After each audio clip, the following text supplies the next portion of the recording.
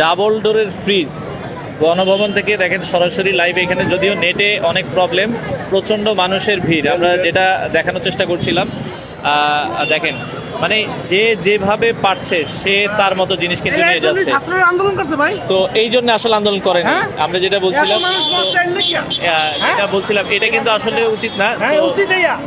এটা কিন্তু ছাত্ররা আন্দোলন করছে, দেখেন তো আমরা যেটা বলছিলাম আসলে, তবে এটা আসলে উচিত না। আমরা এটার দেখা যাচ্ছে ধিক্কার জানাই। তবে যেটা বলছিলাম, মানুষজনের ঢল গণভবনে এখন, এবং যে যেটা বলছিলাম পারছে সে সেটা নিয়ে যাচ্ছে।